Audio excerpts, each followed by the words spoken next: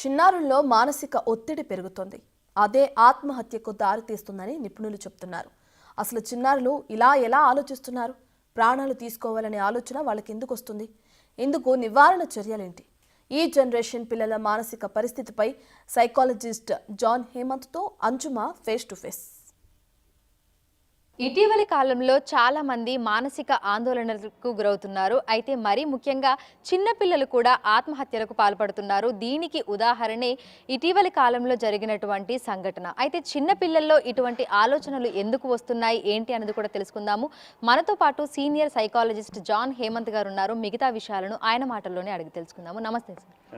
Sir, చూస్తున్నాము ఈరోజే మనకు నారాయణలో ఒక చిన్న పిల్లాడు ఉరేసుకొని ఆత్మహత్యకు పాల్పడ్డాడు. చిన్నపిల్లల్లో ఇటువంటి మార్పులు ఎందుకు వస్తున్నాయంటారు? అంటే ఇప్పుడున్న సోషల్ మీడియా ఒక influence, gadgets influence plus isolation.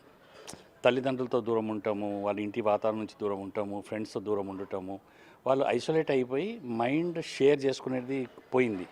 So introvert అయిపోయి లోపల ఏదో అనుకోవటము, ఏదో ఆలోచన రావటము, దానికి ఇంపార్టెన్స్ ఇవ్వటము, అదే లైఫ్.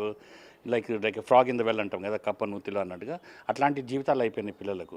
స్కూల్లో కూడా ఏమైపోతుంది, అకాడమిక్ ప్రెషర్ మీద అకాడమిక్స్ ఓన్లీ, నథింగ్ ఎల్స్ అనే కాన్సెప్ట్లోకి వచ్చేసాము. ఒక బిల్డింగ్లో ఓన్లీ చదువు ఎగ్జామ్స్ ప్రిపేర్ అవ్వటం, మార్క్స్ తెచ్చుకోవటం, ఏదో జాబ్ తెచ్చుకోవటం. ఇప్పుడు ఎలా అయిపోయిందంటే ఆ జాబ్స్ కూడా దొరకట్లేదు, ఎంత చదివినా వేస్ట్ అనే కాన్సెప్ట్లోకి పిల్లలు కూడా ఈ సెల్ ఫోన్లు, ఈ పిల్లలతో రకరకాల ఇంటరాక్షన్స్ ఉంటాయి సెల్ ఫోన్ ద్వారా, సోషల్ మీడియా ద్వారా. దానివల్ల వాళ్ళు బాగా గురి అయిపోయి they are not able to decide for themselves what they should do. ఇంకోటి ఏంటంటే వాళ్ళకు నచ్చ చెప్పేటోళ్ళు ఎవరు లేరు. ముందట్లాగా పెద్దవాళ్ళు, ఇంట్లో గ్రాండ్ పేరెంట్స్, ఇంకెవరన్నా పెద్దవాళ్ళు, ఫ్రెండ్స్ అయినా వాళ్ళకి చెప్పేటోళ్ళు ఉండేవాళ్ళు. స్కూల్స్లో కూడా అట్లాంటి కౌన్సిలర్స్ ఉంటాము, పెద్దవాళ్ళు మంచి దగ్గర తీసుకొని మంచి టీచర్స్ ఎక్స్ప్లెయిన్ చేయటం, ఇలా ఉండేవాటి. ఇప్పుడు అవన్నీ కనబడట్లే. సో పిల్లలు బాగా ఐసోలేట్ అయిపోయారు. మనసులో ఉన్న బాధలు ఎవరికైనా చెప్పుకోవాలంటే చెప్పుకోలేరు, ఫ్రెండ్స్తో కూడా చెప్పుకోలేకపోతున్నారు. సో లోపల కొలిమిపోయి వాళ్ళు వచ్చే ఆలోచనలు చచ్చిపోతే అయిపోద్ది అని వాళ్ళు అనుకోవటము. ఇంకా పిల్లల లోపల ఇంకో ప్రాబ్లం ఎట్లా తయారవుతుంది, అటెంప్ట్ చేస్తారు, డ్యామేజ్ అవుతారు. ఇటు కాకుండా అయిపోయి కూడా సిచ్యువేషన్స్ ఉంటాయి. అయితే నార్మల్గా మనం చూస్తుంటాము, లైక్ ఎగ్జామ్ రాసిన తర్వాత అందులో ఫెయిల్ అవుతాము అనే భయంతోటో, లేదంటే ఫెయిల్ అయిన తర్వాత ఇట్లా పిల్లలు ఆత్మహత్యలకు పాల్పడినటువంటి సంఘటనలు ఉన్నాయి. అయితే చిన్నపిల్లలు ఉరేసుకొని చనిపోవాలనే ఆలోచన, ఆ ధైర్యం అదంతా వాళ్ళకి ఎట్లా వస్తుంది అంటారు? అంటే అంతవరకు వాళ్ళు ఎందుకు అంత మానసికంగా కుంగిపోతున్నారు అంటారు? ఇప్పుడు ఇన్ఫర్మేషన్ అట్లా అయిపోయింది కదా, ఇప్పుడు ఎక్కడో అయింది, ఇప్పుడు ఈరోజు అయిన కేసు, దానివల్ల ఎంత ప్రాపగేట్ అయిపోతుందంటే ప్రతి ఒక్కరికి తెలుసు.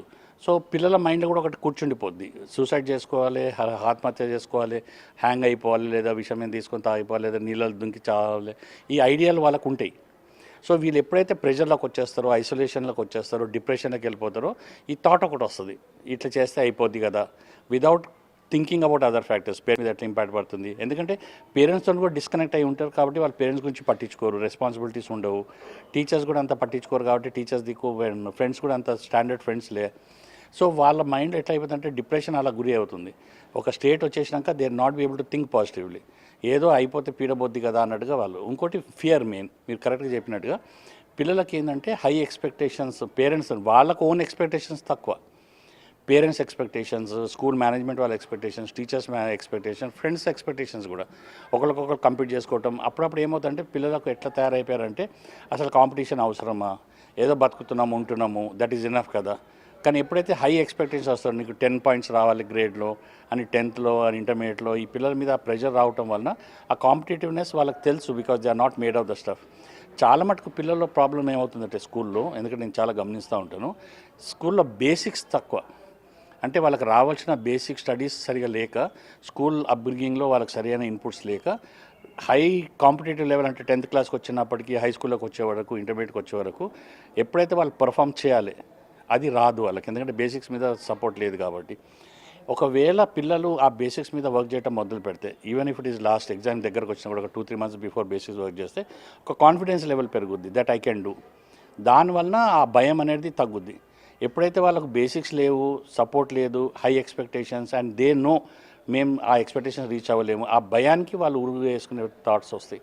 సో మెయిన్గా అంటే చిన్నపిల్లలు కూడా ఆత్మహత్యలకు పాల్పడడానికి గల కారణం ఈ చదువు, పేరెంట్స్ నుంచి, సొసైటీ నుంచి, మేనేజ్మెంట్ నుంచి వస్తున్నటువంటి ఆ ప్రెషరే కారణం అంటారా, లేదంటే ఇతరత్ర కారణాలు ఇంకేమైనా ఉండే అవకాశం ఉందంటారా? అంటే ప్రస్తుతం ఉన్న సిచ్యువేషన్లో 100% అవే కారణాలు. ఎక్కడన్నా మెంటల్ డిజబిలిటీస్ ఉండి చాలా హై డిప్రెషన్లో ఉన్నారంటే అది డిఫరెంట్ స్కోప్.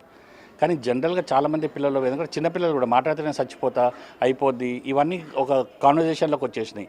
ఎందుకంటే టెక్నాలజీ ఎంత హై అయిపోయింది, వాట్సాప్ గ్రూప్స్ రకరకాల వాళ్ళ కమ్యూనికేషన్ ఏదైతే ఉంటుందో ఇవి చాలా టాపిక్స్ అయిపోతాయి.